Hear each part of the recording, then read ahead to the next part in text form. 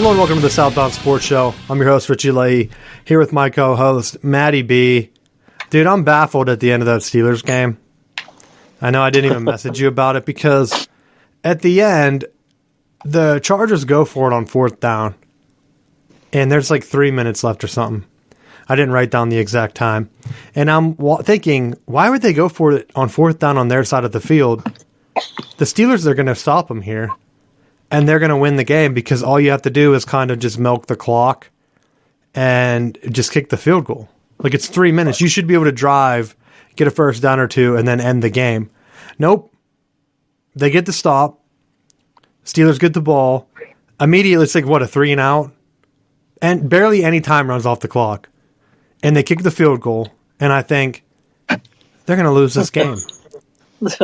They're going to lose this game because what kind of poor offensive thing was that? Even if you just keep the ball in play and know that you're at field goal range, like run it, run a few screens. I don't know what they were doing. And the Chargers get the ball back. And then they have that touchdown pass that was outrageous for the win. I thought, all right, here comes the Steelers. They're going to at least get back to overtime. What if they tie again? Because that would be something they would do. But nope. Just give up the big touchdown pass. Why not? That's supposed to be one of the things they focused on was the passing defense. And now you're looking at the AFC North, and they are 5-4-1. They're like, I don't know what the math would be, a game and a half behind the Ravens because of that tie. And then they're a half game back of the Bengals because of it. And they both won, and so did the Browns. So everyone else wins in the division, except for the Steelers. And then I'm thinking, that should have been a game that was one of their tougher ones, I think. But because they tied to the Lions, I said this a couple weeks ago on the show, they should be winning going into the Bengals and even beat the Bengals to try to go ahead. I know they lost last time, but to try to split that before they get into the tougher games of their schedule. You know, the Vikings, the Titans, and the Chiefs. Nope. Let's do what we've been doing in the past couple of years. Let's melt down at the second half of the schedule where we tie to the Lions and then just lose. So how do you feel after that game? And do you think they have any chance against the Bengals this week? It's on the road. Well, it's tough to say because, I mean, when you have your Hayden out and you have Fitzpatrick out, and you have Alou out, and you have Tuitt out, who hasn't played this year. You're missing significant pieces to your defense, and it's not like there's one guy out and you're trying to find a replacement for one guy. You're trying to replace multiple people, and it's just it sucks, but you're just not going to replace those types of people. And not to mention, I feel like Devin Bush has gotten exposed that Lions game, and now he's just getting buried. And I feel bad because I thought he had potential. He was buried before. I mentioned him looking bad a few weeks ago. I can't remember the exact week, but I brought that in thinking, I don't know if it's the injury, where he was making so many bad reads, I think is what I had in my notes. And I was like, why is he making so many poor reads? Was he using his athleticism to make up for it, and then the injury made him a step slower to where now he's not able to make them? But his size, they're able to just crush him in the run game now. And it's is he even going to stick around? You hate to see a guy get injured, a first-round pick like that, and then not be able to come back from it. But then some of the stuff he does, he didn't announce Michigan on Monday night. He announced some other school or whatever. It's what are you doing? What are you doing? Why are you not repping your university? You're coming back from injury. It looks like you need some support system because your pro career looks like it's falling apart. I saw people ready to have him traded to the Marauders. I know we didn't get to that. I know you sent me some of the comments, and that was the first one I saw, and I thought, that's about right. That's about right. People go ahead and get pissed off the fan base and then disappear, because that's what will happen. Pittsburgh can elevate your career, but it can also crush it. So I don't even know what to do with that part. But to argue your point though, against it, the defense, everyone around the league has so many injuries. You can't use that as an excuse every year for the Steelers defense. Like, injured again. Like at some point, it's like, all right, well, why aren't you building like a defense that can kind of step up? Like Arizona lost J.J. Watt. It's not like they're like, oh, guess what? We suck now.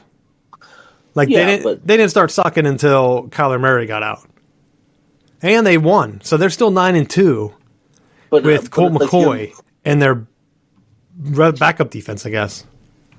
But I think they had so much other stuff.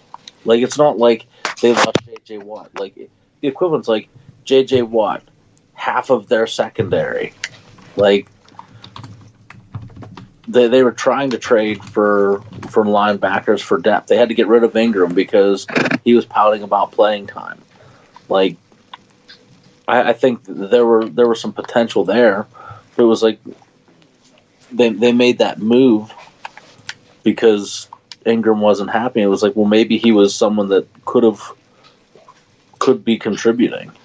Well, I'm looking to try to see. I don't know if I know they track the injuries by team.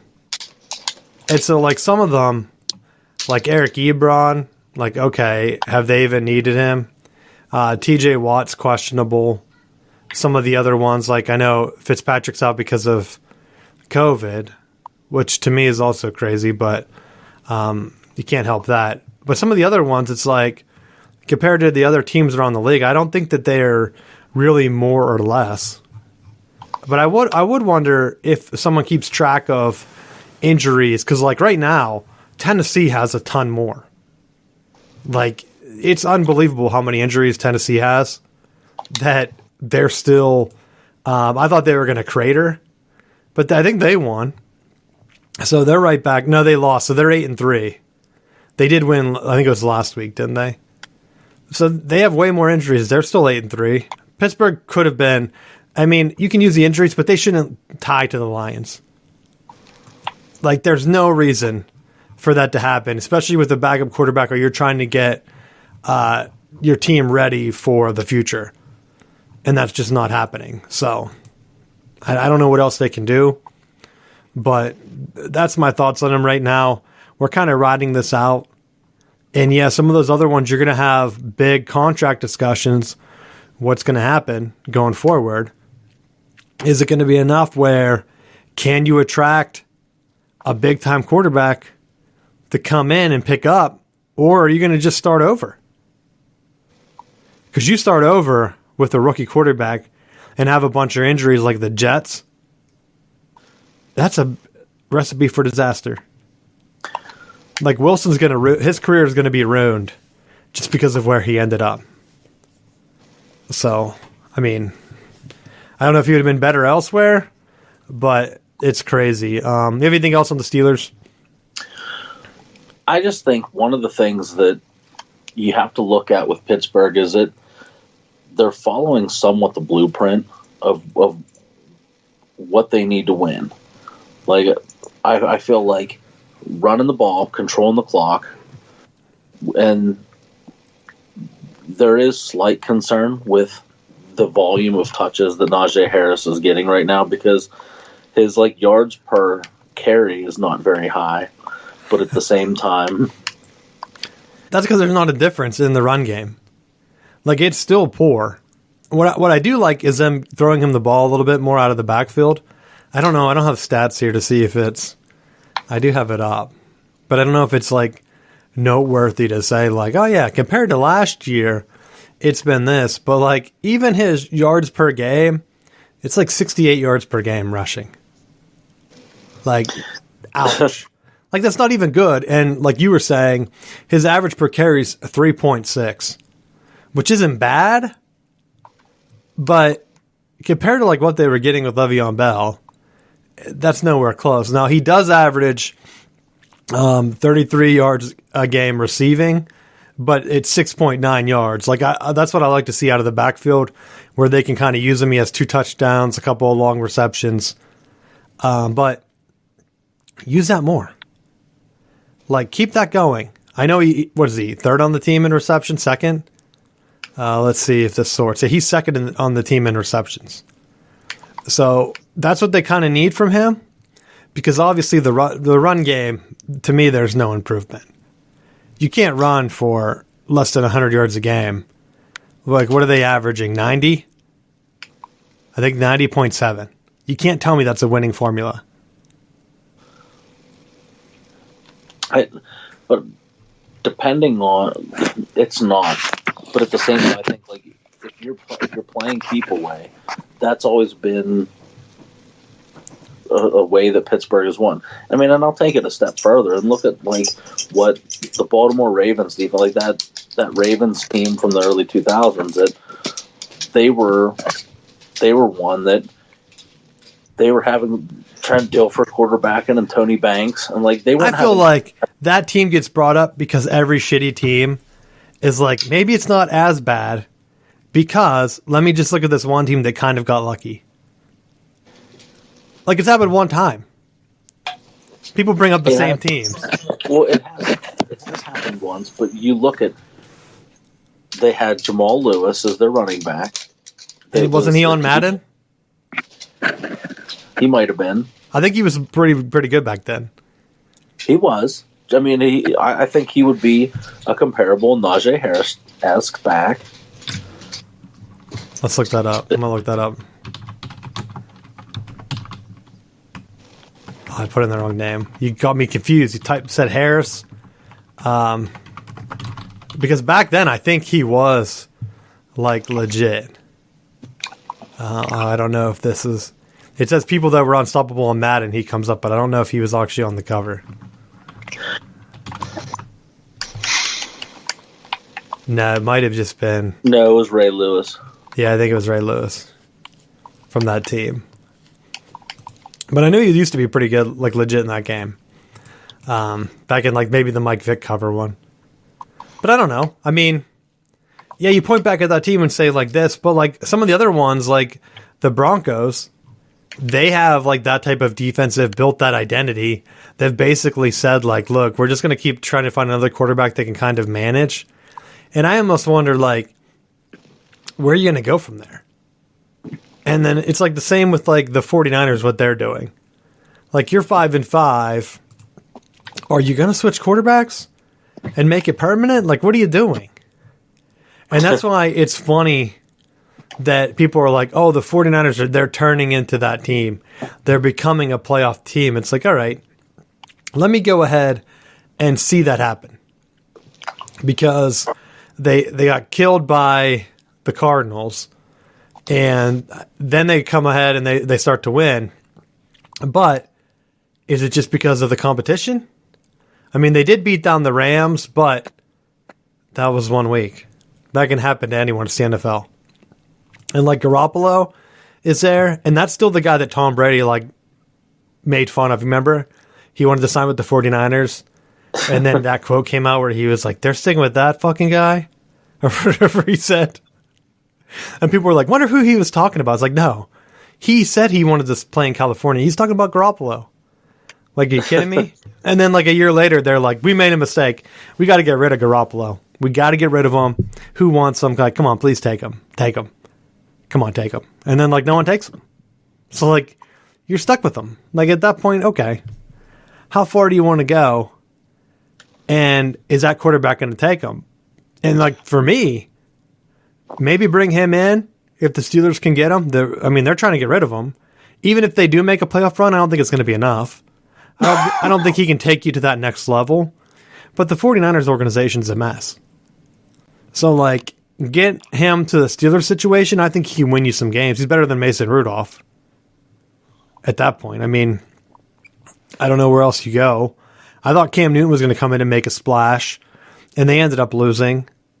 And it's like, all right, you were dynamic 1 week where Cam came in and everyone was kind of like, oh, it's back to the old where him and McCaffrey kind of played off each other. And then this week they kind of just went away from it. And it's like, what are you doing? Like, why are you going back to the old passing Cam that sucked? Like, get real. Like, you got to let him run. And maybe it's because now he's a starting quarterback and they like have no one or whatever. But I was very disappointed in that loss to Washington. Watching the Panthers down here when Cam came back, I thought there might be some excitement. Like, all right, let's get this going. And then the Cam Newton offense can only score 21 points against Washington. Like, Washington's not that good. I know Ron Rivera used to coach against them, but like they're a poor team. They would have made them 3-7 if they would have won that game. That's how bad they are. So they're 4-6 though, and then the Panthers are 5-6. So those are the games that stood out to me. I did have one other thing. Did you see the Bears coach? Matt Nagy. Yeah, he had to come out and say that he's not being fired after the Lions game. Like, he had to say it. Yeah, they think there's a rumor going out that no matter what, they've already informed him that after this Thursday night game against the Lions, I think they play on Thursday night it's not night, it's like the Thanksgiving game. But the rumor is that it's already been decided. They're just letting him coach this game and then he's gone.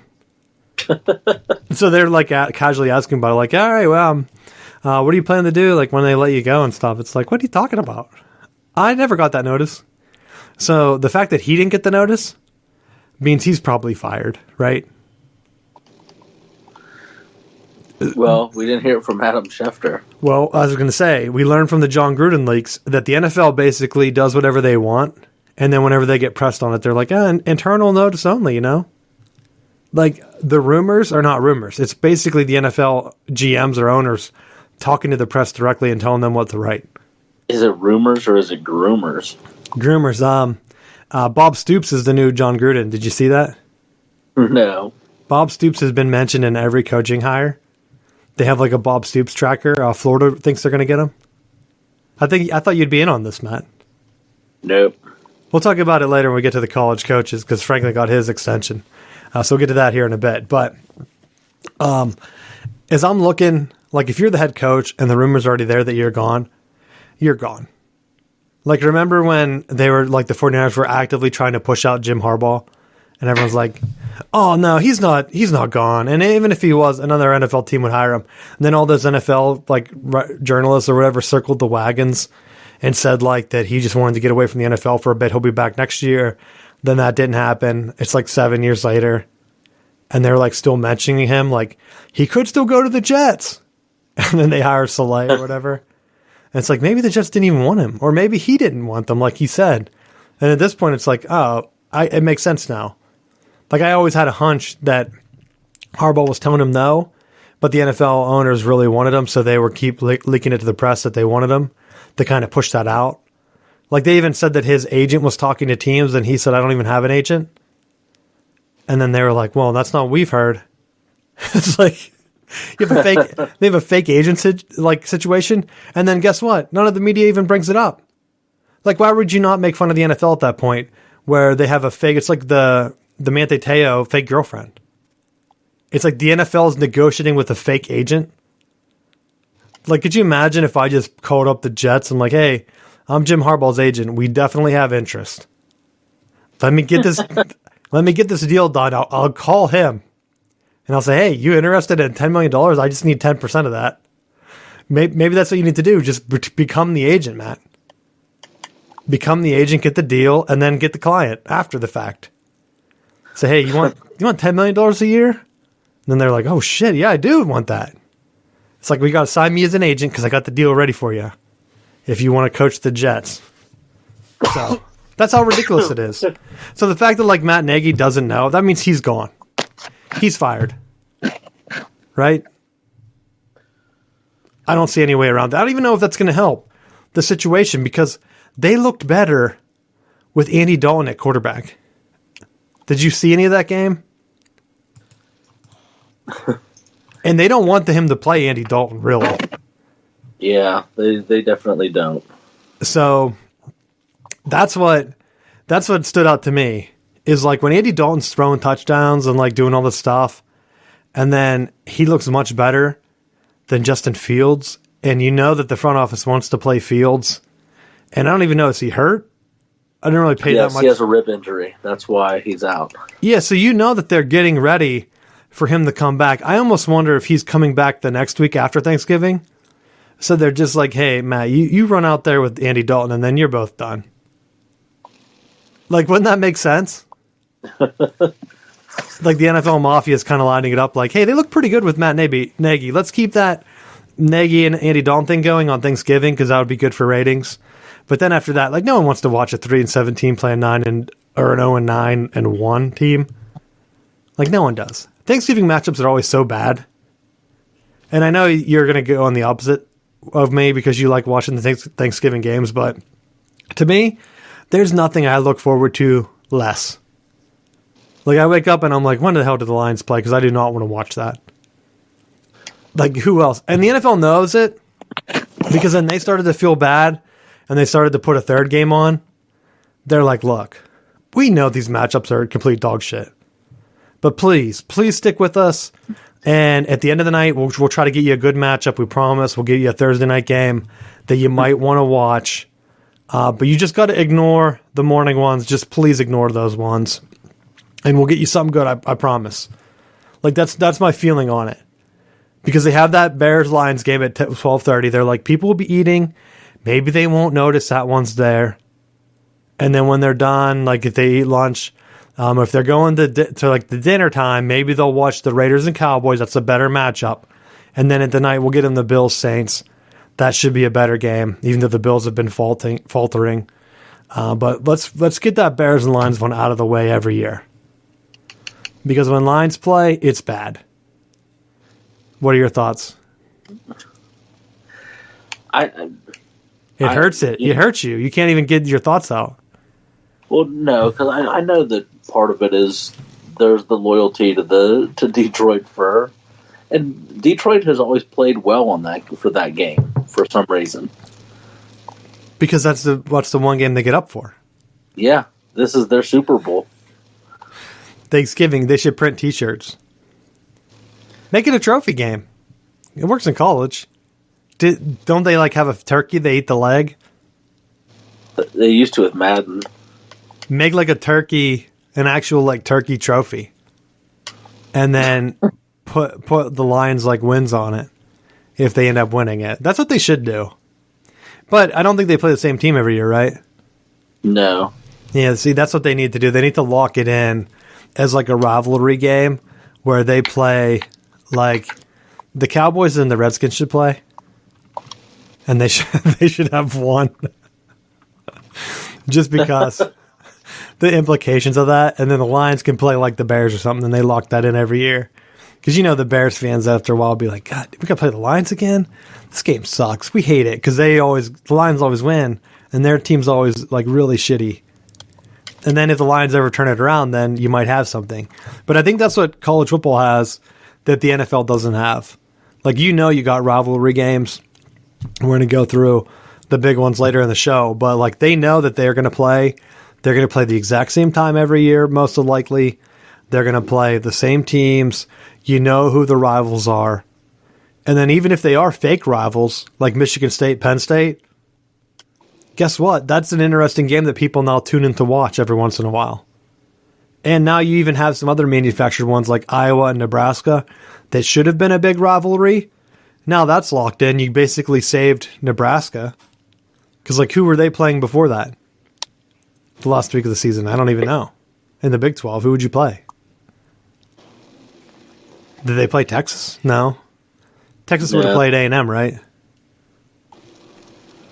I don't know, to be honest. I don't know. But, like, I guess I can try to take a gander and see if I can find who they used to play. But that's what I think the NFL needs. Because you're right. Lions play all the time. It's not consistent. So the only thing that you know as a fan is that, well, we got to watch a crappy game that involves the Lions. That's it. You know it. And you know a Cowboys-Redskins matchup would be more interesting than the Cowboys-Raiders. Like, okay, cool. But if you had a nice Redskins, I know that the NFL would never do that because of the optics of it. But that would have been a division game that they can get in and just have it. And then, like I said, put the Lions in a division game too. Bears. Just do the Bears every year. Why not? But that's all I had for the NFL. Not really excited for these the matchups this week. I'm not going to lie. But what do you think? I will watch it. I know you'll watch it. I'm trying to look back at just a random year. And so I'm going to say, make sure you set your fantasy lineup. Because this is a trap week where you're like, oh, I got time. And then all of a sudden, bam. You brought up fantasy. Steelers also killed me, too, by letting Eckler score like 4 touchdowns or whatever they did. Like, come on, what are you doing, you cowards? Shut the Chargers down and help me out. They single-handedly lost me that game. My team came out. I had some bad moves. Matt Ryan. I don't know what I'm going to do at quarterback. I have no play at quarterback. Derrick Henry. They cut Peterson. The Tennessee did. So they're kind of going by a committee. But I'm kind of wondering if they're using that as like an in. Like, yo, you're out because Henry's going to come back. Because even the NFL's timeline, I saw a revised timeline. It doesn't make sense for the injury he had. Like, why would a 6-week injury now take you to the end of January? Like, that makes zero sense. Right? Yeah. Like, unless they're looking at him and they're like, yeah, he's getting fat every day. Like, it's going to take him weeks to get back in shape. That's the only thing I can think of. But he doesn't seem like the type to just completely let himself go, you know? But I don't know. Maybe. So, we'll see. That's all I have. I don't really have much because fantasy has just been, it's there. I was surprised in our league that nobody went after Cam Newton. I almost picked him up, but then I wasn't sure if he was playing. I don't think they announced that he was playing until later. Because I thought, I wonder if, like, I bid for him and ended up getting him, and I thought, I'm going to put this out here knowing that likely I don't even stand a shot. Like, someone's going to overbid for him now that he's back. And last 2 weeks he's been lights out. Well, that's why, like I said, he's been scoring big points, but at this point it's almost like, all right, how far is he going to be the quarterback? Because if they play him like they did this week, I don't even know. I mean, I guess he'll probably play out the rest of the week, but who knows? I'm in second right now by a half game because of a tie, which is bullshit. You know, people that tie, garbage. I still have a high chance of making playoffs, even though half my team's dead. But we'll see what happens because there are some teams that are creeping up. And I play the top team back-to-back the last 2 weeks. So I pretty much have my own playoffs where I'm probably going to be eliminated like the last 2 weeks playing the same guy. So we'll see. If my team comes together like they did this week in the last couple weeks, they've been consistently scoring, which as you all know, if your team can consistently score the same, yeah, you're going to have some weeks where the other team has a player go off like Eckler did. But for the most part, you're going to be consistently in as a chance to win. And then that's how you can win the title. Like, you don't have to have 3 good weeks for playoffs if you have, like, what do we have, 8 teams in, so it's a 3-week playoff. All you have to do is have 3 lucky matchups where the other team guys get hurt. Who knows? So just make the playoffs. That's my mindset now. And I'm still thinking Derrick Henry, he could come back. If they hold him out, that's one thing. But for all the other people that have injured players too, like, at some point they have to come back. I think Saquon Barkley came back. Did he end up scoring a bunch last week? I wanted to check on that for the show, but I don't know if he did or not. Because, like, you get guys back that have been sitting out, and then you have a bye week, and then you go and you're like, all right, well, this is going to be the guy, and they don't play as much because they've been out. So, like, what did he have? Looking at his game log now. So he had 11 points yesterday. 25 yards rushing. So we're in a PPR. If he wasn't in a PPR, I don't even know what he would have had. He wouldn't have had 11 points. That's for sure. And so that's your guy. And if that's your stud and you're hoping to get him back for playoffs, it's better for him to come back now. Because, like, truth be told, if even comes back, like Derrick Henry, like what do I do? Like if he comes back that week, you don't expect him to play well. You just don't. No. So, and with them, they're not going to have a backup PPR for him because everyone else that's on the roster is ready to do the third down receiving. So that's what baffles me with Carolina, and everyone's high on Matt Rule as we get into some of the coaching stuff here in a second. Everyone's mentioning him as like the top coach. I've watched some end of game situations where like, I don't know if he's in charge of personnel, but like you have a big fourth down or third down. Every time they've had one the past couple weeks, McCaffrey's been on the sideline. And it's like, what are you doing? Like you have a stud on your team. Who's in charge of personnel where you say, hey, our best player on this key fourth down is going to not be in? Like you watch from the sidelines, and it's almost like, you know, the TV networks have like a hard on for JJ Watt. Yeah. Like after every play, they're like, what's JJ doing? Even though he hasn't been in the game all year.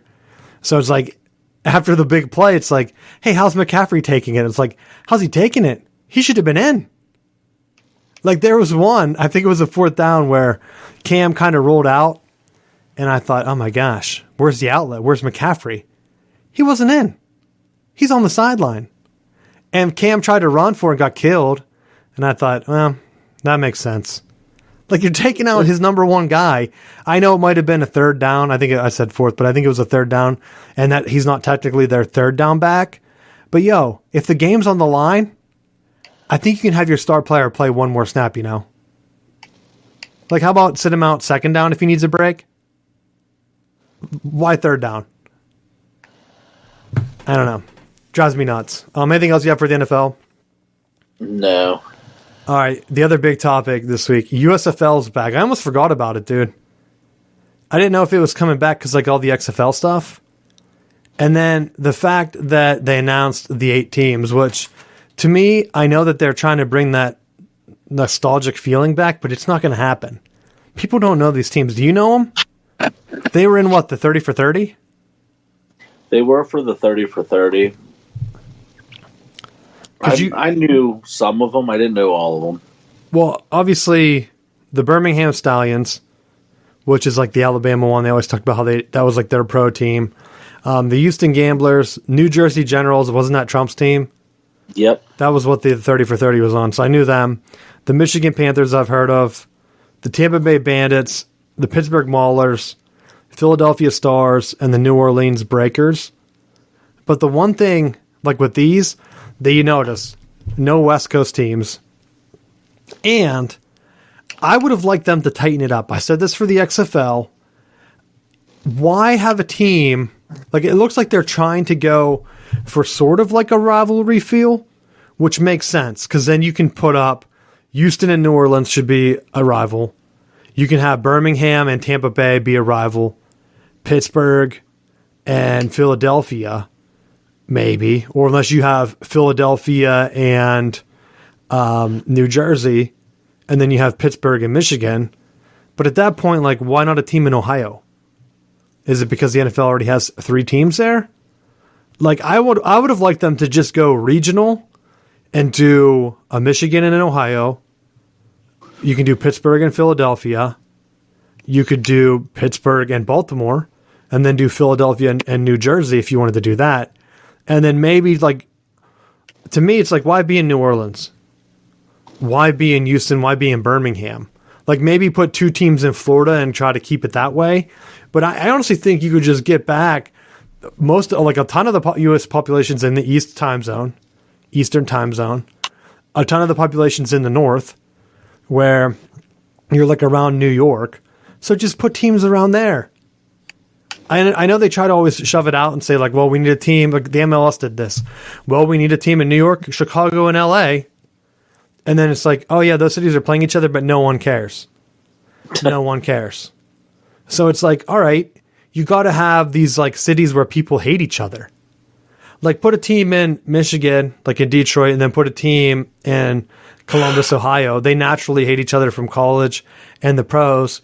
Why not just extend it Same with Pittsburgh. Either put a team in Cleveland or a team in Baltimore. The fan bases already hate each other. That's the number one comment on the Steelers, or not the Steelers, the Marauders. They went with the purple and orange color from like the 80s. No one associates Pittsburgh with that. It's going to fail. It's bound to fail. I honestly hope that they go ahead back and look at it and say, you know what? We need to change it to black and gold. It's the most common sense decision they could make. And to me, it's the one thing that Pittsburgh has over other cities. Because like Pittsburgh has that feel of camaraderie between their teams where, hey, everyone's black and gold. You know it's from the city. There's really no other team that has that color scheme other than like what, the Iowa Hawkeyes, right? Yeah. So have it, own it. Who cares about purple and orange from 30 years ago now, 40 years ago pretty much? Who knows? Like, why are you doing that? Like, there's really no feeling, like, no way that you can connect those teams unless, like, is there some type of copyright or trademark? There can't be any black and gold football team in Pittsburgh to deal with the Steelers? But you would think that this would kind of be like a minor league where they would say, like, yeah, go ahead, be them. Be our colors. And try to be, like, something a little bit different, you know? Because that's the only thing I could think of. But that's my initial reaction, too. I saw it and I was like, why? Why those colors?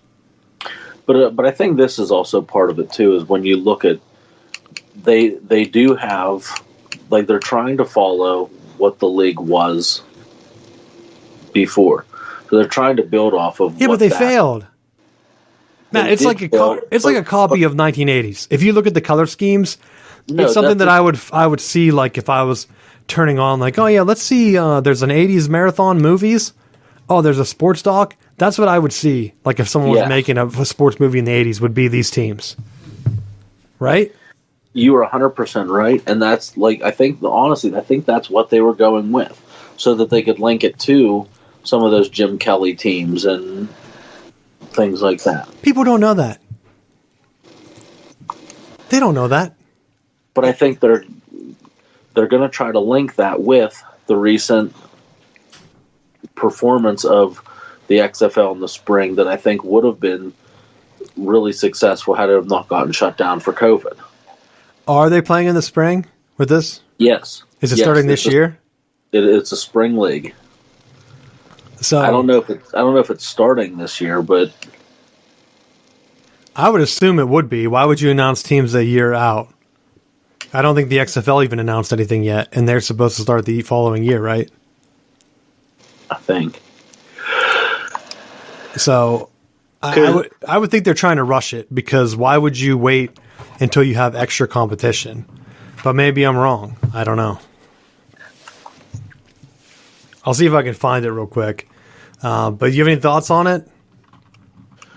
I mean, we've since the early thing of the XFL, we've been fans of this. So, I mean, I don't foresee this being an issue. And I think the one thing that you see is a lot of the more older style offenses, like the true run and shoot, came back in the XFL.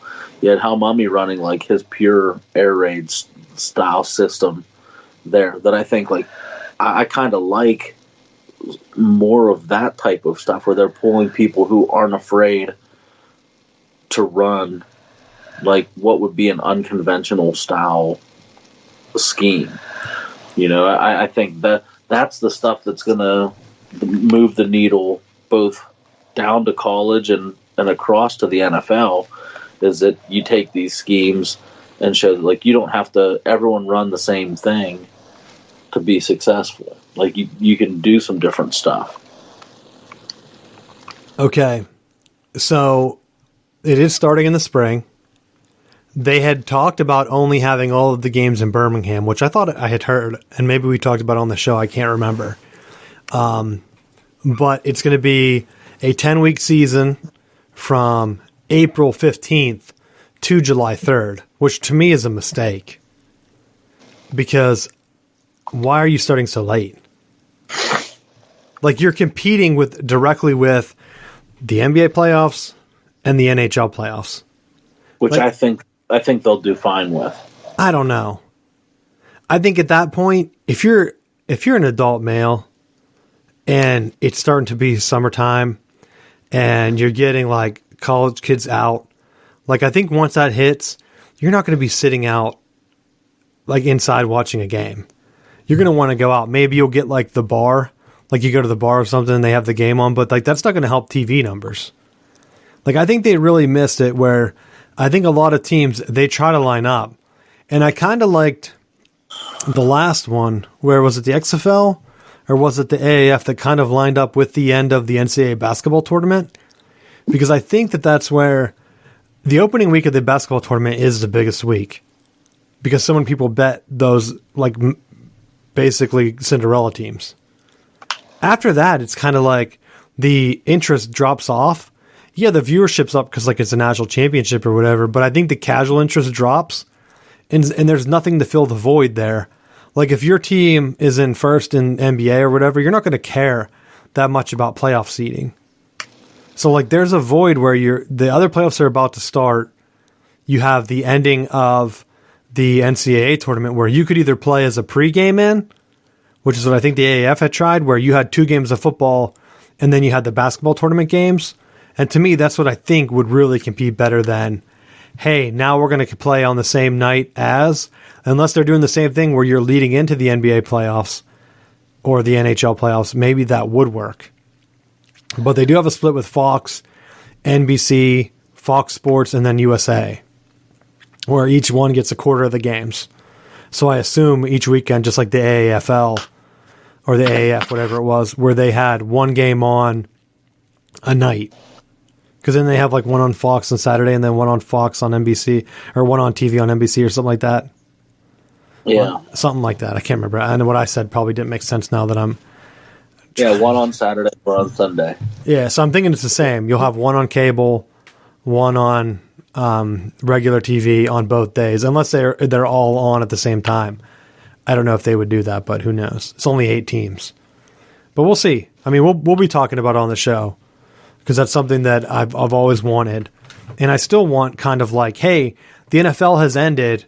Yeah, give us a break from football. But really, you're kind of in a dead period right after that. It's like you have a couple of weeks after the Super Bowl where it's just college regular season games in basketball. NBA doesn't really matter at that point. NHL doesn't really matter at that point. You're not like really getting that playoff push. And so I'm surprised that they didn't want to kick off around like that second weekend after.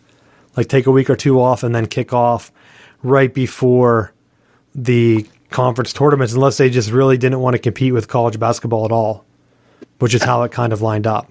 I almost wonder if they're trying to line up. Did it have an April date or did it just say April? Can't remember what I read to you. But I almost wonder if they're trying to line it up with hype from the NFL draft. Because that would lead to a good opening week, I think. Yeah. But then, like, how are you going to sustain that? Like, people are hyped, they're watching all the draft stuff, and then you can actually watch a real football game, and then you're like, all right, yeah, I'm checked out enough. Like, you're also competing with college football spring games, which a lot of people are invested in. I don't know. I hope it's successful. Do you have anything else on it? No, I thought that they kind of are staying within your regional idea, limiting some of the they're not, the teams aren't spread out, so they have that local type feel to them. They're following some of the alignment things that the original league did that were, I think that they're taking the things that made it a success and trying to apply it with some of the XFL rules. So I think they're going to tweak the formula as long as they don't go crazy and try to directly compete with the NFL the way that they did the last time. I think it'll be an enjoyable, viable option. I think when you look at what the USFL tried to do with Trump trying to merge with the NFL and have them be absorbed into the league, into the NFL, it wasn't going to work and collapse the league. Yeah, they didn't have enough teams or enough. They couldn't compete toe to toe with the NFL. Yeah, and I mean, like the NFL had already had too many teams. So like if you try to merge at that point, it wasn't like before when they merged, where they only had a handful of teams. Yeah. So that's what I meant. I said it wrong. But like here, I'm hoping, based on their website, that they have that North split and the South split. Because you're thinking a 10-game schedule, you would play the other North teams 3 times each, or 2 times each for 6 games, and then you'd play each of the other 4 teams for the 10-game schedule. And then, of course, in the playoffs, you'd probably have the top 2 from each side play, and then the champion, I would think. That'd make the most sense. And I think that would give you the regional feel where, yeah, you've played those guys. You've already played them twice. You're going to play them a third time, and that's going to be the champion. It just really, because if you get away from like the divisional lineups, that takes the regionality right out of it, if that's even a word. But we'll be checking in. I'm sure they're going to send out more information since they're launching now. So they're launching soon. The big news switching into college football. Penn State extended James Franklin for 10 years. And I couldn't see total numbers yet. And I know, Matt, you said that there's possible facilities involved. But I'm seeing it's like around $8.5 million maybe, with some of like guarantees and stuff. So I'm wondering if it's like worth $85 million. The initial rumor that I heard was that they were looking at over $100 million, which to me is absurd. And I was going to talk about it on the show. And then I texted Matt, I said, well, we'll find out because James Franklin scheduled the press conference or whatever for Tuesday. I'm like, of course, that's when we do our show. But let's be honest. So just to recap for people that don't follow college football as much, Mel Tucker from Michigan State, they were undefeated at the time. He was mentioned as a possible interest in LSU. There were rumors that they wanted a minority head coach. And it was going to be like a perfect fit for them. He was coming in hot. And then Michigan State had a big donor basically offer him, a $95 million contract? Yeah. Which is ridiculous because he doesn't have the experience. Like, he's had a losing record almost every year. And this is the first winning season that he's had, I believe. Like, to get a $95 million contract, someone did the math. I don't know if I actually copied and pasted it to you, but he's basically making, with this contract, he hasn't signed it yet from what I've heard. And I've also heard that the Michigan State president doesn't like it, which people always joke about playing school, but I think that has to go through like the board and the president and stuff. So there might be some pushback because if you remember, the USC president has already spoken, said that she would never hire Urban Meyer. And yet the media still talks about it like coming out like, hey, you know what? Maybe USC is going to hire Urban Meyer. And then it's kind of fallen off lately because I think she's reiterated, like, I'm not going to hire Urban Meyer. Like, I'm not going to have my name attached to it. If you want to go around me and hire the guy, but don't hold like the presidency to that. And so like that's the same thing here where if Mel Tucker, you're looking at it, and that was before they lost to, who did they lose to first? Because they lost a game. It was Purdue, wasn't it? I think. He's riding a streak of luck to get to where he was. They were down big till Michigan when they had some questionable play or officiating come in their favor to even get them back into the game because they were down by double digits. They just given up a touchdown to Michigan. They got overturned for no reason and gave Michigan State the ball back. Like that literally swung the game. And so even the College Football Playoff Committee last week, we didn't get to talk about it on the show, but apparently I watched some clips from it. They spent almost the entire time talking about how Michigan was ranked ahead of Michigan State because of that officiating. Because Michigan State had beat them. So they were like, yeah, we put Michigan ahead because we know that they're better. Like, we watched it. We know that the officiating swung the game. Like, and then everyone was mad and upset about it. But, yeah, if you watch the games, that's the entire point of the committee. They're going to pick the better team. And guess what? Michigan State didn't even compete with Ohio State. So if you're Mel Tucker and you're sitting there and you're saying I didn't sign this contract deal, and then they watch you get crushed by Ohio State, where you have a Heisman running back, Matt. I think he touched the ball 6 times, I read. What are you doing? What are you doing in the first half where he touches it 6 times and you're down 49-0? Like, that's absurd. And so, like, the fact that then LSU came out and was like, oh, yeah, we wanted more. We need a coach that has more experience with winning. Like, so that pretty much eliminated him right there. And so, like, I don't think Mel Tucker has any other offers. The fact that he didn't sign, I wonder if that amount's going down. Because, like, it can't go up. But he definitely got James Franklin paid. But if they have the offer there, like if he has the contract, it just matters signing it. Well, if the president has to sign it, though.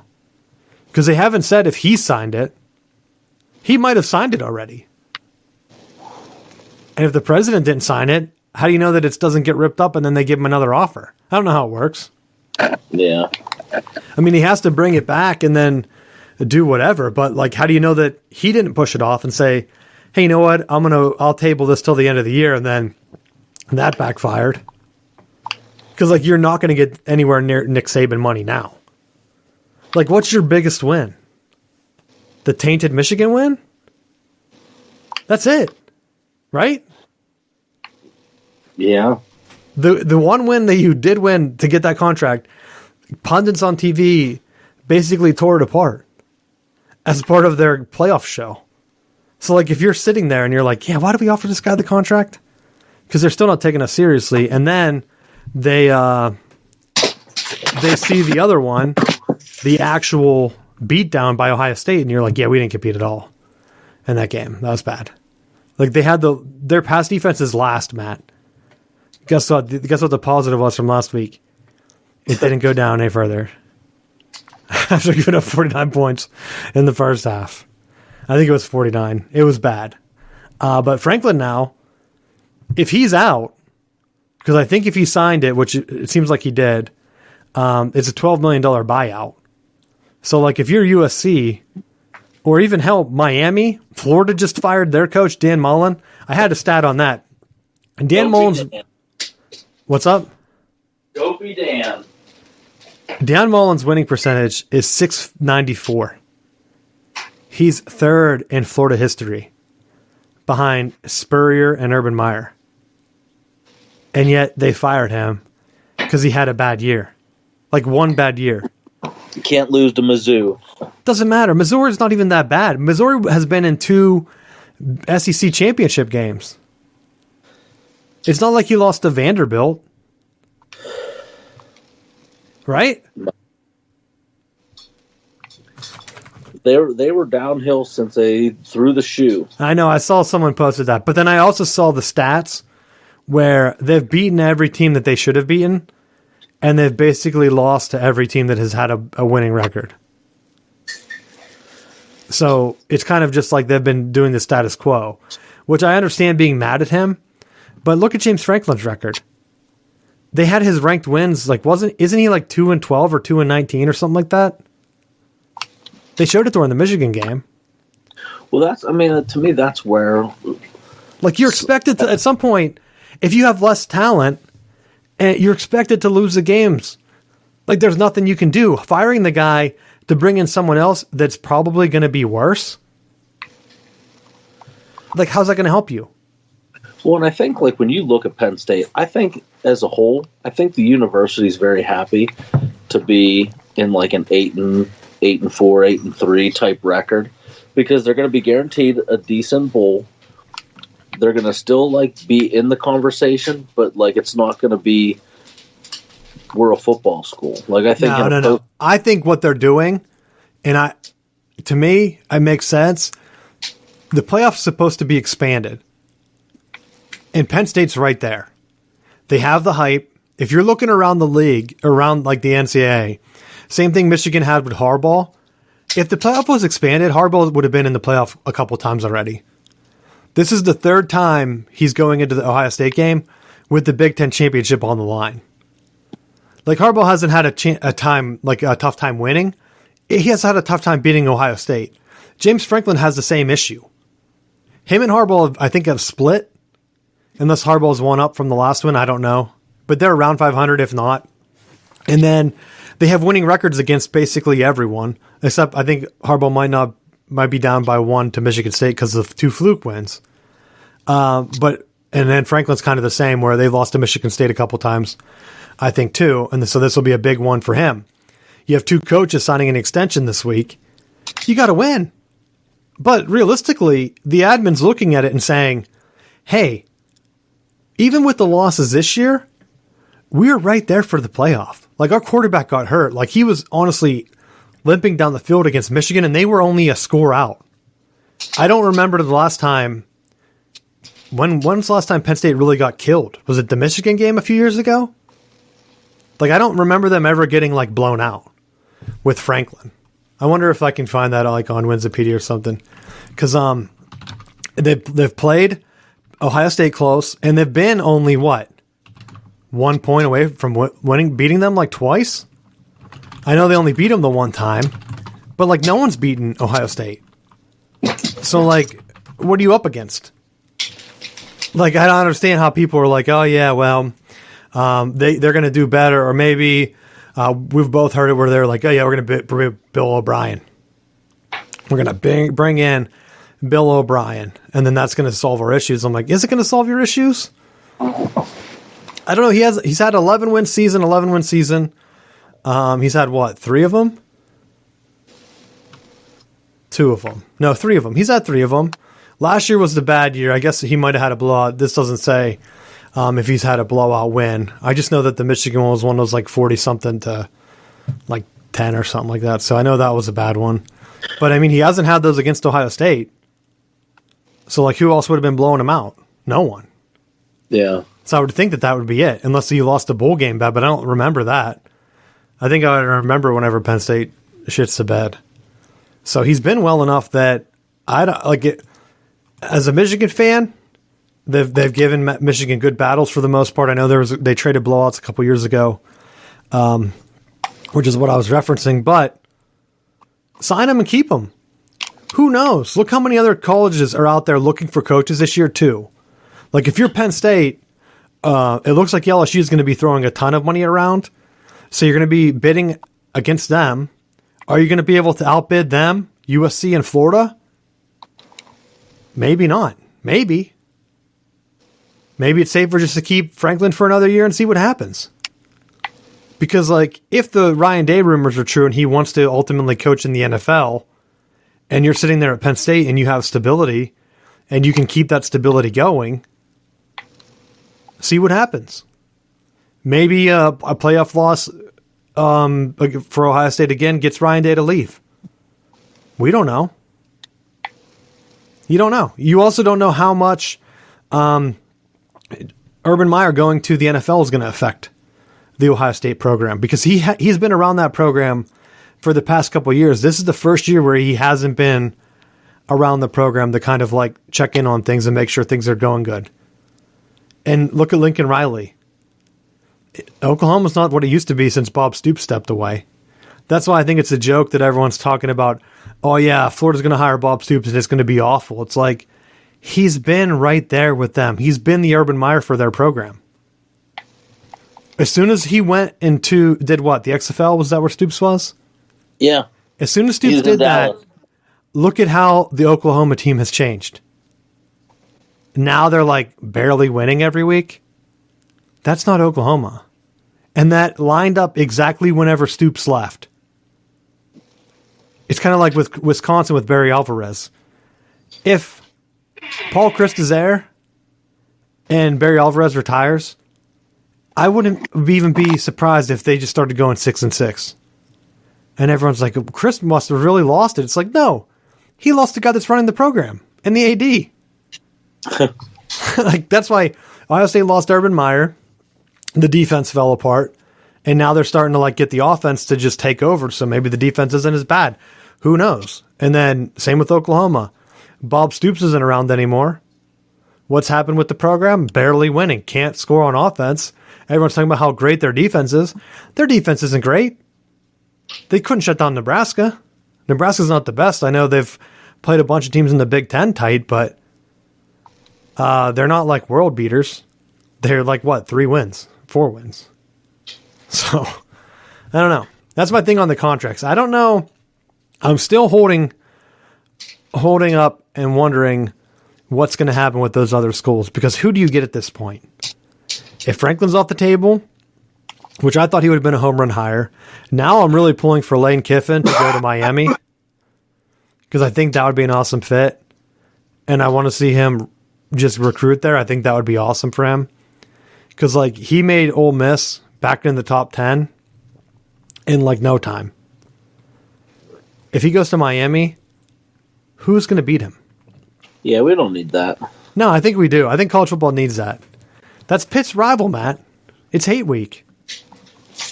You don't want to see the classic Lane Kiffin Narduzzi battles after Thanksgiving? Isn't that who Pitt plays? They just brought back that Big East battle, which I have thought about this a lot. And I think that if they're able to convince Notre Dame needs to play Miami this week. Like, I don't know. I don't care. I don't care about the history. Go back to it. Oh, no, actually, Pitt's playing Syracuse this week. I thought they've always played Miami. No, Miami beat Pitt. Yeah, you're right. They did beat them already. Damn it. Because we were going to go to the one game the one year. Maybe they was always the week before. Has Pitt always played Syracuse? That's not a good rivalry game, ACC. What are you doing? Big East. Who cares? Like, make Syracuse play Boston College. No one's watching either of those games. Boston College is playing Wake Forest. What kind of rivalry is that? I honestly thought that they were playing Miami. Who's Miami playing this week then? I guess I don't keep up on the ACC. You should be checking me in and saying like, hey, here you go. Be back into it. Look, there's only one game that matters this week, and it's Florida State, Florida. That game doesn't matter. That game doesn't matter at all. They're going to be who's going to play in the Florida Chip Bowl? Guess what? That means, well, I think with losing to Mizzou, I think Florida's out. I don't think they're bowl eligible. No, they have 5 wins. Do they? I'm pretty sure they do. That's why I was surprised that they fired him. Yeah, they're 5-6 right now. Unless it's like some weird thing where they played two lesser schools, but no, they didn't. I don't think they did. FAU's not, right? And I know USF isn't, so they only played Samford. So I'm pretty sure that if they win against Florida State, the Florida State and Florida game is deciding who is bowl eligible. That's why I think they fired Mullen now. Team gets fired up, and they come out and put on a performance like they did against Alabama. Because everyone's talked about how bad they've looked since the shoe. They almost beat Alabama this year. Like, what are you talking about? They haven't looked that bad. They've kind of fallen apart this year later in the season. But why would you blow everything up? Make them fire the assistants. That's why when I look at these contracts and I see like James Franklin getting them, I did write down, and I already switched it to Hey Week if you're on the video, but Harbaugh's contract, remember everyone was saying like that's never going to work. You can't do an incentive contract. So Harbaugh's making what, $4 million now? He was like one of the highest paid at like $7 or $8 million. They basically cut his salary in half. And they told him like, yo, you have to win to get it back. So he got a bonus for making 10 wins already. And he has a bonus that over the next 2 weeks that he could earn for $2 million. He gets $500,000 if he wins the Big Ten East. So if they beat Ohio State, I don't know if he gets one for tying, but it's already out. Like he can't tie because they lost to Michigan State. Because I did wonder that. Like if he would have beat them, he might have been able to back into the playoffs because they would have only had one loss if they kept the Ohio State game close. But now he has to win if he wants the bonus. He also gets $1 million for winning the Big Ten championship, which would be the following week. And then if he wins that, of course, he's going to make the playoffs because they're not going to leave him out. He would get another $500,000 for doing that. So he has $2 million riding on this game this week against Ohio State, because you have to think the Ohio State's tougher than whoever they play in the Big Ten championship. If it's Wisconsin, they killed him earlier. It's tough to beat the same team twice, but there's nothing from the Wisconsin showing me that they're any better than what they were. So the most horrible thing would be to beat Ohio State and then lose in the Big Ten championship. But we'll see what happens. I don't think they're going to win, for the record. But Franklin and them, they didn't have that. So I'm surprised schools aren't saying like, hey, Franklin, we're going to extend you. We're going to invest in the facilities that you wanted, but you got to change your assistant staffing pool, because I think they cut the money from Harbaugh, said you can earn it back, but we're going to take the guarantee and give it to your assistants. And then he went out and hired all new assistants, which is a smart play. Like, why wouldn't LSU do that with Coach O? Everyone knows Brady was a success behind that offense. Get another OC. Here's money, go bring another up-and-comer in and see how it works out. Now you're starting over, trying to get Jimbo Fisher, and then he's saying that he'd be the dumbest guy to ever leave if he lost his recruiting class and had to play against him. But how do you know you're going to lose that recruiting class? Did you recruit them to A&M, or did you recruit them to play for you? Because if you recruited them to play for you, I think a lot of coaches can flip players if they go to a school that's what? Right next door? Right? Yeah. And it's not like he's recruiting, because like, didn't Norvell have some issues where he recruited guys to Memphis, brought them to Florida State, and they weren't able to compete at like that higher division? Like, that doesn't happen here, because if they're playing at A&M, they're literally in the same division as LSU. So like, you recruited them to play in the SEC, flipping them to LSU wouldn't be an issue. So I call bullshit on his little line that he threw out there. Because he's like, why would I want to play against these guys? But hey, how do you know you're playing against them? But that's my big thing that I had for like the coaching changes and stuff. Did you have anything else on that? Not so much. I mean, I think like, you look at how crazy just within like Florida State with their transition after Bowden retired. They had some stability with Jimbo, and then it just, I'm thankful that they weren't panicking and rushing to push Norvell out. And I know that a lot of that was financially, there's a lot of money invested in him right now that they can't let him go because they're still buying out Taggart's contract. But it's like, I don't think that's the answer. I mean, I think that's a poverty move that every time you turn around, you're firing coaches. Like, that's not a winning business model. LSU did that, and they won a championship. LSU got lucky. And if they win another championship, that's why it kind of cracks me up that everyone talks about LSU as like this top tier university that everyone would like play second fiddle to. But that isn't how it ever worked out. Like, remember, Nick Saban left them to go to Alabama. Basically, he could have went back to LSU. He didn't. He could have went anywhere. But like, now you have these other coaches. It's like, are they going to go there? Like, what's going to happen? So we'll keep an eye on it.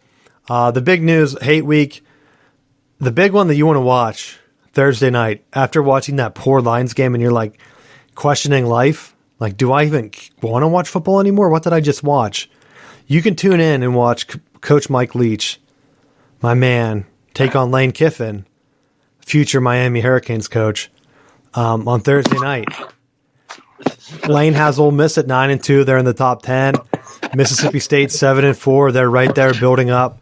It usually takes Mike Leach a couple of years to get his system in place, and it's looking like it's starting to kick in. I think their quarterback has broken most of the records at their school, so that's a big one. Remember, wasn't it the one year the guy did the dog pee celebration? They lost a game. I think that was a Thanksgiving game, big hate week thing. So, love to see that one. My next one to watch Friday, and maybe I'm wrong on this, but North Carolina plays NC State. I believe if NC State wins, and Clemson has already won, so there'd be a 3-way tiebreaker if Wake Forest loses.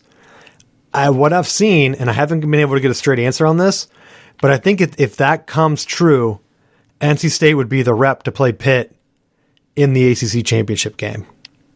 Like, I think Clemson's technically eliminated. Have you heard anything on that?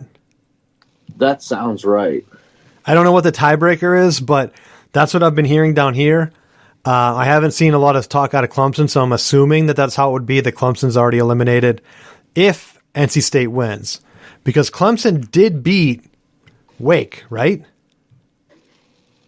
Yes. Is that who they have lost to? So so here's how the scenarios play out, I believe.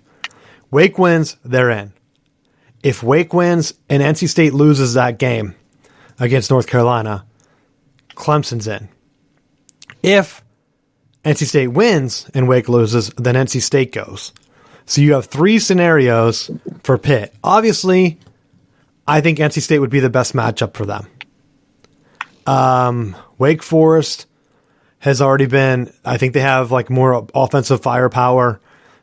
Pitt had trouble earlier in the year against Western Michigan when they had their more efficient offense come into town, and they don't have the talent that Clemson has.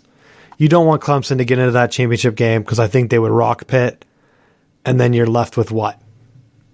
A really weird ACC year where Clemson wins it again, but they're not good. So it's like, oh, great. Great news for the ACC. So I'm hoping that things shake out and Pitt either plays Wake or NC State, but we'll be waiting to see. Those are my games to watch. My man Brady Hoke, he's playing Boise State on Friday. That's at noon. So that'll be another one to keep an eye on if you want to watch early. Iowa plays Nebraska. Is Scott Frost coming back? I think they had talked about doing a Harbaugh contract. I don't know if he officially signed it to make it sure, but if Iowa kills them and they end up 3-8, I don't know how you bring them back. Like, it's not a program that's building up, you know? Like, Harbaugh had already won 10 games 3 years in a row, whatever. I don't know if it was any row, but he's already won 10 games 3 times. Scott Frost hasn't even been bowl eligible. See, it's not a one-to-one comparison where you're like, hey, Harbaugh got another year. It's like, no, it was COVID last year. COVID's over for the most part in terms of college, like player holdouts and stuff. Harbaugh's back to a 10-win season. Scott Frost, 3. So, what do? If you're Iowa, you could really beat them down. And that's another one with implications, because if Iowa wins and Wisconsin loses to Minnesota, I believe Iowa's in the championship. I don't know what happens in terms of tiebreakers if they all win. Because I want to say that there is some funky seeding and stuff. I'm trying to find the actual standings for the Big Ten. So right now, I think they're tied. Yeah, Iowa, Wisconsin, and Minnesota are all tied. And same with, no, they're not all tied. But if Minnesota wins, Iowa and Wisconsin lose, they would all be tied. Purdue could also win, and they would have a 4-team tie. I really don't know what would happen in that scenario. Purdue plays Indiana. I would assume that they're going to win. So Wisconsin or Iowa, if either of them win, they're in the Big Ten championship. If they lose, chaos happens. I don't know what happens.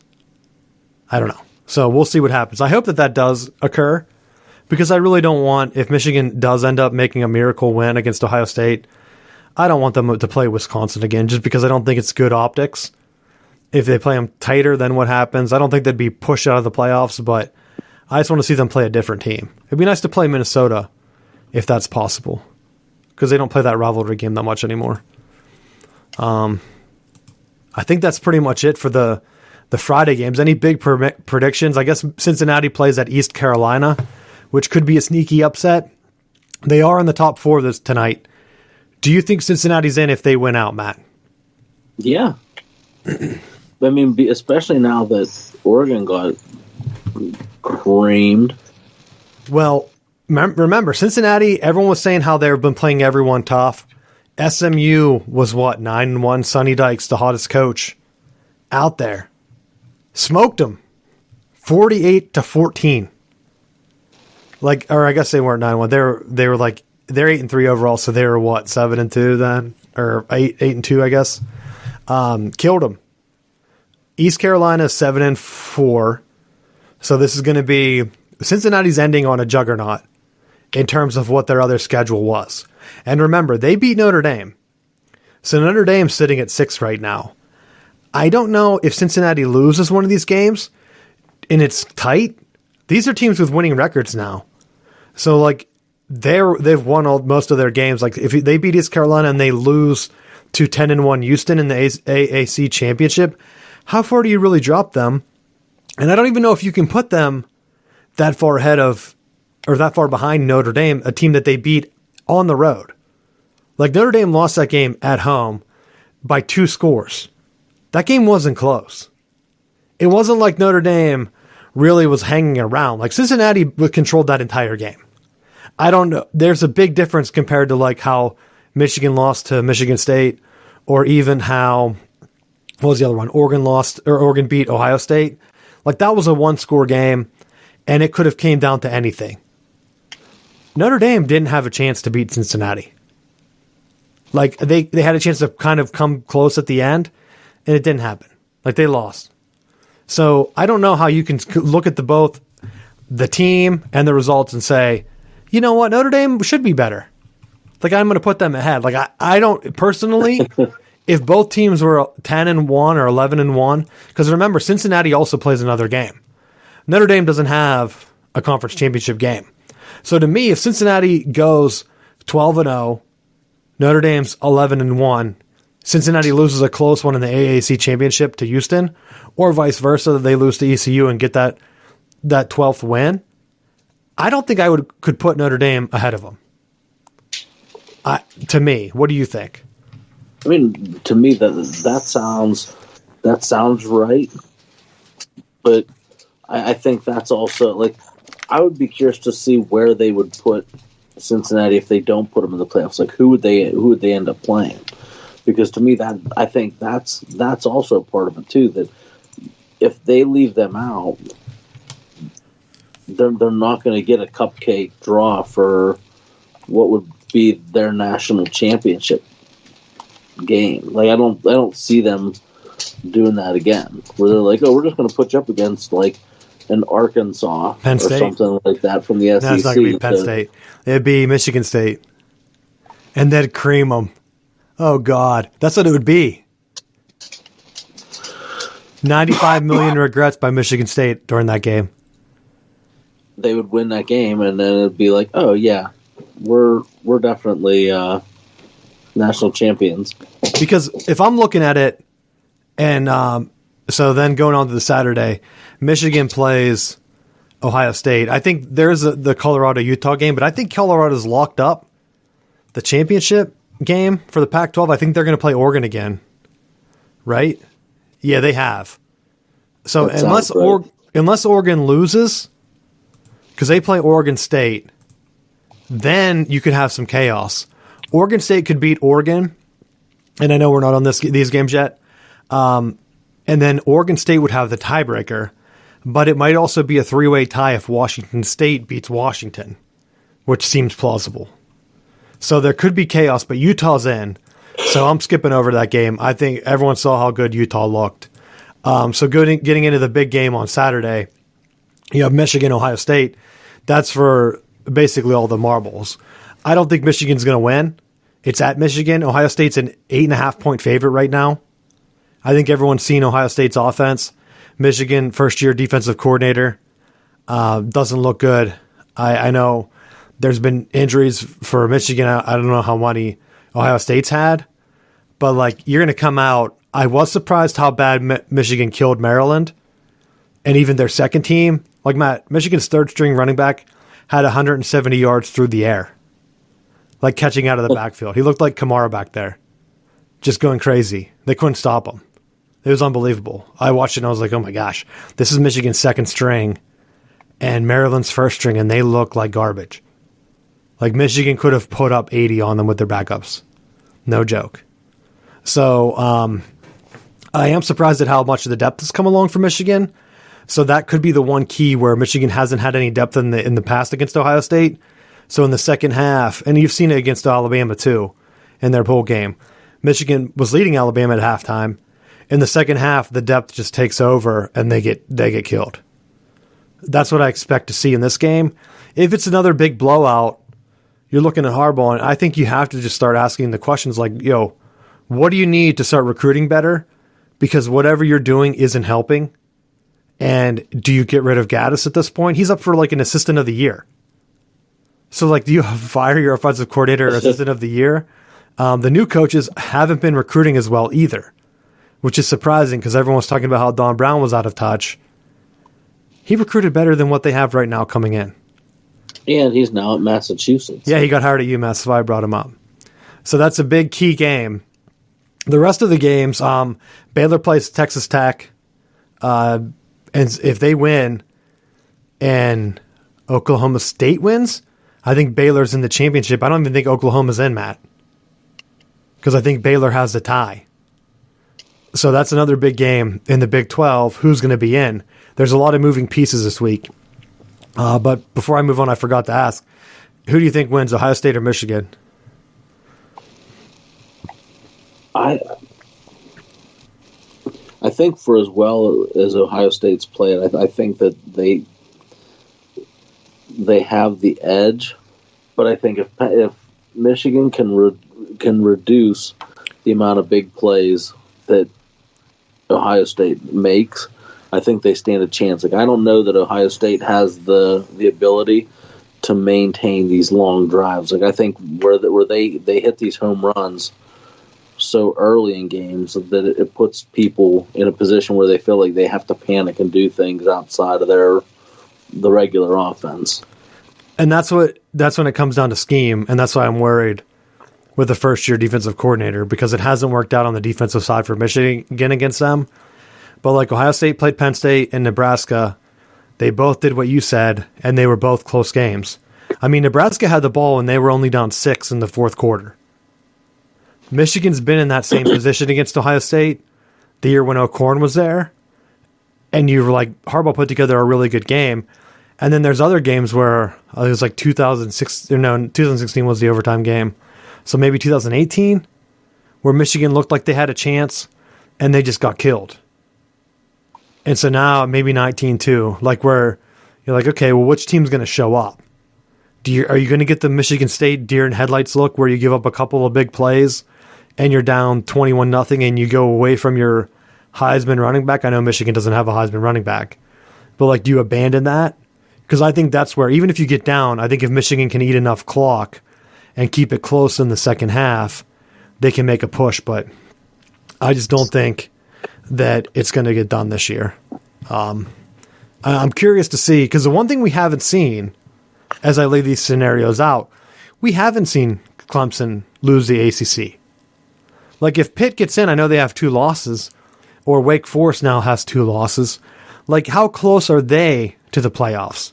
Because I'm afraid that they're going to put one of those teams up against Cincinnati. Cincinnati kills them, claims a national championship, but nothing changes in the playoffs mind because they're like, yeah, the ACC wasn't that good. Not that big of a win. And the reason I bring that up, because I think right now, I'm thinking Penn State is going to beat Michigan State. What do you think in that game? For which one? Penn State, Michigan State. Because that throws my next scenario out there, so I want to get your thoughts first. I think it just depends on how often Michigan State feeds that running back. I mean, if they give him the carries, I think that they stand a chance. Penn State's backup quarterback, though, seemed the third one, not the one that they played against Iowa. I can't remember his name, but he looked good against Rutgers. And so I almost wonder if Penn State wins that, you're looking at the Big Ten just bowl slate. I don't know if Michigan State, they're going to have 2 losses, and then they would go to 3 with the Penn State loss. Even if they win and Michigan loses to Ohio State, I think Michigan's going to be in the Rose Bowl. Because Wisconsin or Iowa is going to be right there, assuming they lose to Ohio State. Because otherwise you have a 2-loss Ohio State, a 2-loss Michigan, a 2-loss Michigan State. Like, I think they get left out of the playoffs. Although I don't know. Like, does the playoff go crazy and put Notre Dame in if that happens? Like, say Ohio State beats Michigan but loses to Iowa. Like, what do they do? Like, Iowa has 2 losses at that point. All the Big Ten teams would have 2 losses. Do you throw a 2-loss team in the playoff? I know they're assuming with their rankings that Ohio State's going to win out and be number 2. Cincinnati, number 3, would be a miracle for Ohio State. And I think they would be back in the championship game. But if Cincinnati's at 4 and Ohio State has to play like an Oklahoma or someone, then you're in a different scenario. But like, did they let Cincinnati play Notre Dame again in the 2-3 game? Which to me would be absurd, but who knows? The other key one, Alabama and Auburn. Everyone's written Auburn off. Do you think they have a chance to upset Alabama? No. Because if they do, what happens to Alabama? I honestly think Alabama's going to beat Georgia. I've been saying that for weeks now. I know I've been getting laughed at. Georgia, to me, they're like running the old Michigan scheme, and their schedule has just been favorable, where it's like they don't have to face an Ohio State. Clemson was their Ohio State, and their offense is garbage this year. Like, they haven't faced a high-powered offense, and then you're going to play Alabama. Georgia always chokes. If they choke in the SEC championship game, are we stuck with two teams from the SEC in the playoffs? Because that would be the craziest scenario where Alabama beats them, is ranked number 1, and then Cincinnati beats Georgia in the first round of the playoffs to play Alabama, and then Alabama toasts Cincinnati, and people are like, what the hell kind of playoffs was this? What are we watching? Because to me, that would make the most sense. Although, I think what would happen then, you'd have Georgia and Ohio State play at 2 and 3. Alabama would play Cincinnati, which would pretty much gift them into the playoffs, right? Or into the championship game, I would think. So, there's so many moving parts. This week's going to definitely decide them. We'll be checking back in. I don't have any other big-time games. The only other game that would really have implications, other than like Oklahoma State would be, is if Stanford upsets Notre Dame. Stanford upset Oregon. Otherwise, I wouldn't even mention it because Stanford hasn't looked good. There is rumors that USC is interested in Brian Kelly. Did you see those? Could you imagine? It would be like if Ryan Day left for the NFL. Let's say it would be like this. Ohio State loses to Michigan this week. Harbaugh gets Michigan to the playoffs. They lose to like Georgia or someone. And then Ryan Day leaves for the NFL. And then Ohio State hires Jim Harbaugh. Like, that is like the scenario of USC hiring Brian Kelly. Like, it'd be like, hey, we got lucky there. Notre Dame's been really lucky with our schedule. We got into the playoffs. We kind of backed in. But I know USC is a much better job. Like, I could just see Harbaugh being like, yeah, you know what? Ohio State, they really have their shit together. It'd be so much easier to run my stuff if I had 5 stars everywhere. So I'm just going to go to Ohio State. People would be like, what the hell is going on? So if Brian Kelly left, that's how I would feel. That's like the scope of that. That's my scope. So I think it's outrageous. But I heard it on Fox or ESPN. They were talking about it. I'm like, why are they even talking about this? It makes zero sense. Although it would be funny, too, as I look at this, if South Carolina beats Clemson and then Clemson wins the SEC, they'll be like 8-4 with 0-2 against the SEC, making the ACC look even more inferior, which would just be really tough for like Norvell and other coaches to really recruit against, I would think. Like, hey, your top team isn't going to do anything. But I think you look at Norvell will have a leg to stand on for recruiting, because when you look at how the year started and how they're playing more recently, they're improving, and I would say Saturday's game would have probably been a lot worse had it not been another absolute crap show from the officiating crew. And you look at this crew in particular, and 2 of their biggest like games over this season were over penalized Florida State games. Like, so it's not like it's a blip on the radar. It's like they're purposefully over penalizing them as a crew. So it's something the ACC needs to look at. And I hate bringing up officiating issues. Yeah, you shouldn't bring it up on the show. Definitely not. When it's so blatantly like one-sided, and I don't understand why. It's like it's always been kind of slanted away from Florida State. Like, even to a point where like Jimbo Fisher's like, yeah, we can go ahead and have an SEC crew because the ACC officials suck so bad.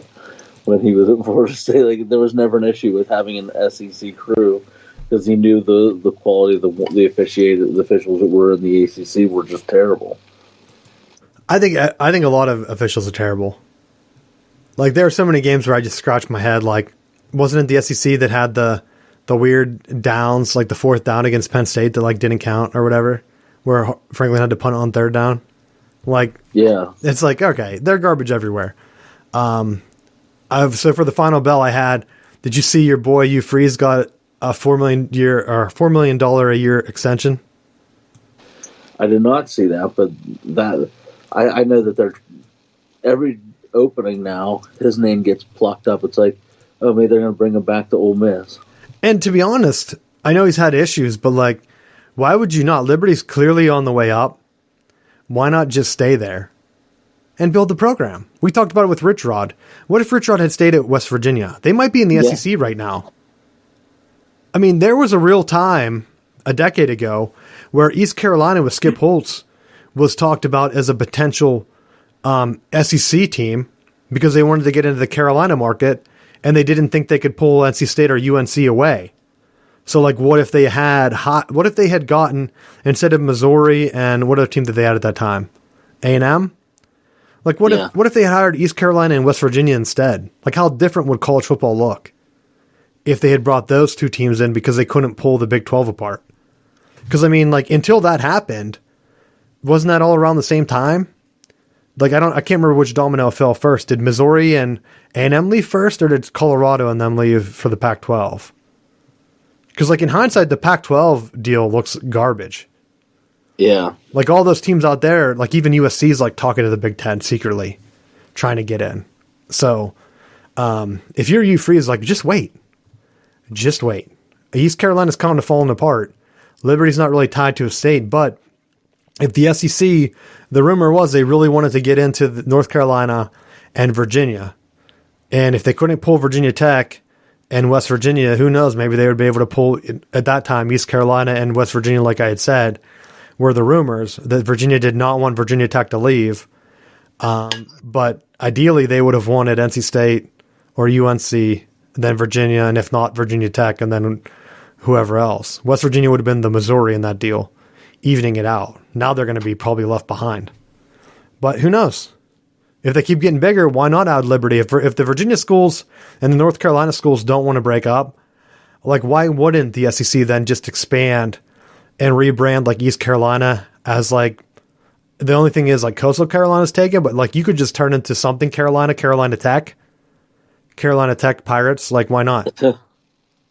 Right? Yeah. I think that makes a lot of sense. I know that they're not really the tech school. I think it's more NC State down here. But why not rebrand? If the SEC is going to say, hey, we want a team in Virginia, we're going to hire Liberty. And I don't know if they could get, like, something else out of that to get the name to tie into Virginia. But, like, East Carolina, they could just name it Carolina Tech and just go with it. And say, whatever. There's no Carolina Tech, to my knowledge. So just do it. But I did have, for rivalries, looking back to the 90s, it looked like Nebraska did used to play Oklahoma and Oklahoma State to even out the rivalry week for the Big 12. That makes more sense. But, like, Nebraska typically hasn't had, like, that big in-state rival. Just make it Iowa. It makes sense. But that's all I have. Anything else? I know we've been going long lately because it's only one more week, Matt. Next week, we only have the championship game, so our content's going to fall off the map, especially if the NFL, as teams keep getting eliminated and playing like crap. Do you have anything else? No, I don't. All right. Well, thanks for listening, and we'll see you next week.